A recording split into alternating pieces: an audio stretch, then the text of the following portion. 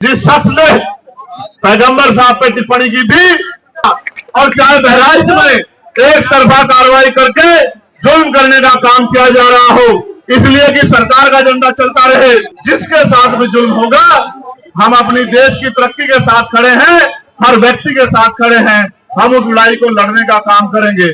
जिस तरह से जानबूझ के टारगेट करके मुसलमानों के खिलाफ हिंसा का और ये धर्म के आधार पे जो है अपमान करने का काम किया जा रहा है, तो पहले दिन से हम लोग बुलडोजर के खिलाफ रहे हैं और बुलडोजर की प्रक्रिया न्याय संगत है नहीं। हम संविधान को मानने वाले लोग हैं। ये बुलडोजर गरीबों पे नहीं चल रहा है, ये बुलडोजर भारत के संविधान पे चल रहा है और इस बुलडोजर का इलाज भी हम लोगों को करना पड़ेगा। मैं आपसे फिर कह रहा हूं, बुलडोजर से नहीं, आप अपनी एकता बना के रखिए। संविधान की ताकत से बुलडोजर भी निस्तानाबूद होगा और बुलडोजर चलाने वाली सरकारें भी निस्तानाबूद होंगी।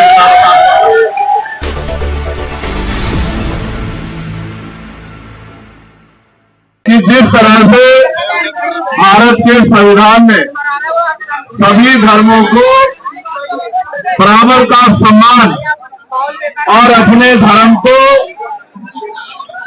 अपने धर्म की पूजा अर्चना प्रार्थना करने का अधिकार सभी को दिया है, वहां जिस तरह से लंबे समय से अन्य अन्य धर्मों के लोगों को उकसाने का काम, और उकसाने का ही नहीं, उनको परेशान करने का काम एक राजनीतिक षड्यंत्र के जरिए किया जा रहा है और उसके पीछे उनका मकसद राजनीतिक मकसद है।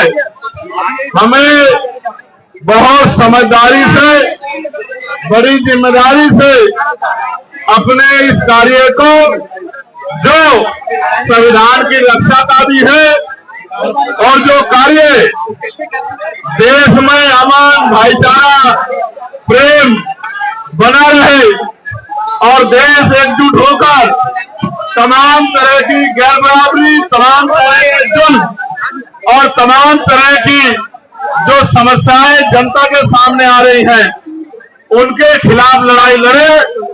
इसलिए आज इस मंच के माध्यम से मैं अपनी बात को स्पष्ट करता हूं कि अगर भारत क्योंकि बहुधर्मी देश है, अनेक अनेक धर्मों के लोग, अनेक अनेक जातियों के लोग लंबे समय से भारत में रह रहे हैं और इन सब जातियों के लोगों ने, धर्मों के लोगों ने, जब भारत गुलाम था, तमाम तरह से भारत के ऊपर जो हुकूमतें काबिज थी,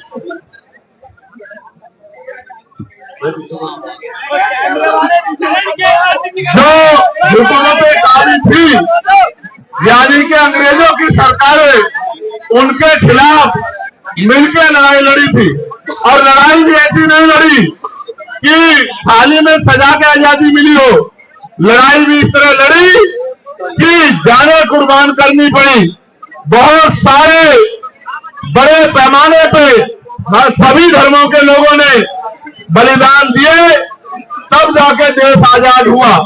और आज जब देश को आजाद हुए 75 साल से ज्यादा हो गए हैं, तो जानबूझ के चाहे मुसलमान हो, चाहे सिख हो, चाहे क्रिश्चियन हो, चाहे बौद्ध हो, चाहे जैन हो, अन्य धर्मों के खिलाफ भी तमाम तरह से उनको उकसाने, डराने, दबाने और उनको अकेला महसूस कराने का जो षड्यंत्र किया जा रहा है, इसके खिलाफ हम, हमारा संगठन, हमारी पार्टी पूर्ण रूप से हर कमजोर के, हर गरीब के, हर मजलूम के साथ खड़े हैं। और जब तक ये गैर बराबरी पर आधारित व्यवस्था जो लोगों को डराने, दबाने, सताने का काम करेगी, हम अपने भाइयों का हाथ नहीं छोड़ने वाले। ये भी कहना चाहता हूँ अपने भाइयों से भी, आज का कार्यक्रम जब वो रख रहे थे तो मैंने उनसे कहा कि जब आप कार्यक्रम करने जाएंगे तो आपके ऊपर झूठे मुकदमे लगा के जैसे आप सड़क पे आओगे आपको डराने का काम किया जाएगा। इसलिए इस काम की जिम्मेदारी जिन लोगों को, जो सबको अपना भाई बना के एकजुट होकर चलना चाहते हैं, उन भीम आर्मी आजाद समाज पार्टी के लोगों को अपने हाथों में उठानी चाहिए। क्योंकि जब आप वोट मांगने जाते हो तब तो आप सबसे वोट मांगते हो, बड़े बड़े वादे करते हो, और जब चुनाव निकल जाता है और गरीबों पे, कमजोरों पे जुल्म होता है, तो सारी पार्टियों की तरह आप भी इंतजार मत करो कि वो सड़क पे निकल के अपने आप लड़ाई लड़े। अगर आप सड़क पे निकलोगे तो उनके लिए आपको एजेंडा बना के अपना काम करना आसान हो जाएगा। मैं आपको विश्वास दिलाता हूं, आपको पता होगा जिस शख्स ने पैगंबर साहब पे टिप्पणी की थी, उस पर मुकदमा लिखवा के जेल भिजवाने का काम भी हम ही लोगों ने किया, और हमारे लोगों ने गाजियाबाद में आंदोलन किया और अरेस्ट कराने का काम किया। और चाहे बहराइच में एक तरफा कार्रवाई करके जुल्म करने का काम किया जा रहा हो, इसलिए कि सरकार का एजेंडा चलता रहे, या हिमाचल में तमाम तरह से जो है कमजोरों पर जुल्म ढाने का प्रयास किया जा रहा हो, उत्तराखंड में प्रयास किया जा रहा हो, हर मोर्चे पे हमारी पार्टी, हमारा संगठन एकजुट होके बिना किसी राजनीतिक स्वार्थ के इस लड़ाई को लड़ने का काम कर रहा है। और मैं आपको स्पष्ट करना चाहता हूं, सिर्फ मुसलमान भाइयों के साथ नहीं, अगर जैन भाइयों के साथ, सिख भाइयों के साथ, किसान भाइयों के साथ, देश की करोड़ों महिलाओं के साथ, नौजवानों के साथ, गरीबों के साथ, अभी डीटीसी बसों वाला कार्यक्रम चल रहा है, जिसके साथ भी जुल्म होगा, हम अपनी देश की तरक्की के साथ खड़े हैं, हर व्यक्ति के साथ खड़े हैं, हम उस लड़ाई को लड़ने का काम करेंगे। और मैं आपको विश्वास दिलाता हूं, आगे किसी भी आंदोलन में आपको स्वतः आगे नहीं आना पड़ेगा। जब जब कोई जुल्म होगा, हम लोग उस लड़ाई को लड़ने का काम करेंगे। और याद रखना, ये जो आरएसएस के लोग हर जाति धर्म के लोगों में घुस गए, इनकी विचार को मानने वाले लोग हर जाति में है, हर धर्म में है, इनसे भी हमें सावधान रहना पड़ेगा। क्योंकि जब हम इनकी बातों में आते हैं तो फिर जो है इनके मोहरे जो है हमारे लोगों को परेशान करने का काम करते हैं, सरकार के एजेंट बनने का काम करते हैं। इन एजेंटों से भी हमें सावधान रहने की जरूरत है और मिलकर इस लड़ाई को, ना कोई एक जाति ना धर्म, पूरे देश की लड़ाई है या नहीं, ये बताओ। अगर किसी पे भी जुल्म होता है तो पूरे देश को इकट्ठा खड़ा होना चाहिए, नहीं होना चाहिए। अगर किसी को सताया जाता है तो सबको उसकी आवाज उठाई जानी चाहिए।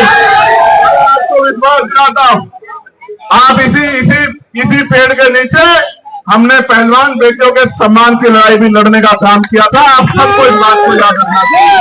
और आप जानते हैं, पार्लियामेंट में भी उन पहलवान बेटियों के सम्मान की लड़ाई को लड़ने का काम आपके चंद्रशेखर आजाद ने किया था।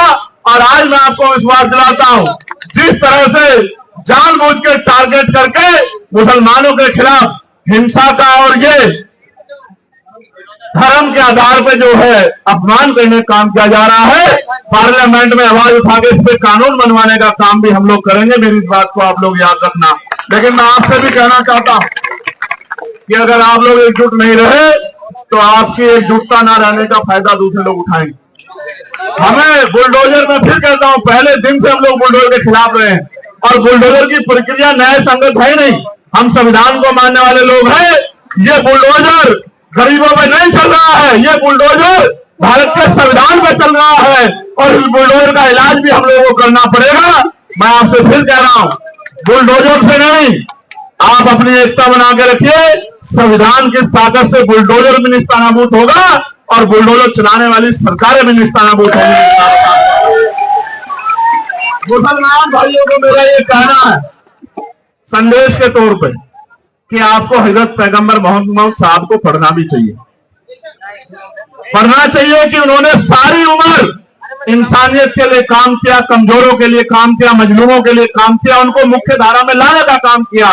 जो काम आज हम लोग कर रहे हैं कि हर व्यक्ति बराबर का अधिकार उसको मिले, वही काम उन्होंने किया। और उनके बाद हजरत उमर साहब ने भी वही काम किया। आपको पढ़ना चाहिए। आज तो हमारे बादशाह देखिए कैसे, तब के बादशाहों में रब के बादशाहों में फर्क भी देखिए। आज तो बादशाह 8,000 करोड़ के हेलीकॉप्टर हवाई जहाज से चलते हैं, वो तो पैदल भी चलते थे तो अपने बराबर वाले का ख्याल रखते थे। तो हमें समझना चाहिए, धर्म से बढ़कर भी इंसानियत के तौर पे भी हमें समझना चाहिए कि हमारे बड़ों ने हमें क्या सिखाया। हम तो अगर हम उनके रास्ते पे चलेंगे तो कोई मुसीबत हम पे पाबंद नहीं होगी। हमें अपने बड़ों को पढ़ना चाहिए।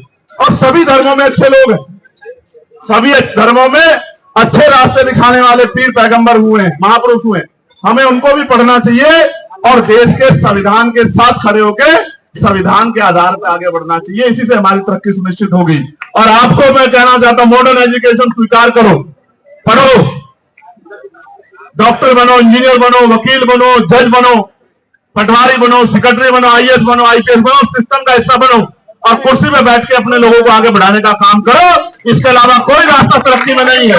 आजादी से पहले सरकारी नौकरियों में आपका क्या परसेंटेज था, आज क्या है आप देखो, कमी कहां रह गई। ये मैंने नहीं की है, ये आपको और हमें मिलकर सोचना पड़ेगा कि जब तक हम लोग एजुकेशन को स्वीकार नहीं करेंगे और संविधान के फैसलों के साथ नहीं खड़ोगे तो हमें परेशानियों का सामना करना पड़ेगा। मैं आप सबका धन्यवाद देता हूं और आपको विश्वास दिलाता हूं, तमाम तरह की साजिशों षड्यंत्रों के बावजूद भी, तमाम तरह के रास्ते रोके दब बजाने के बावजूद भी हम लोग आपके साथ खड़े हैं और हर कदम पर आपके साथ खड़े रहेंगे। कभी आपको अकेला नहीं छोड़ेंगे, हर कमजोर के साथ खड़े हैं। बहुत बहुत धन्यवाद।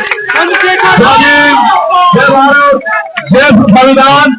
और ऐसे अपनी मुट्ठी ऐसे बंद करो, एक बार बताओ, एकता में शक्ति है या नहीं है? बताओ, इस मुल्क के लिए इतनी कुर्बानियां दी, मुल्क हमारा है या नहीं है? बताओ, मुल्क की तरक्की को मजबूत करना हमारी जिम्मेदारी है या नहीं है?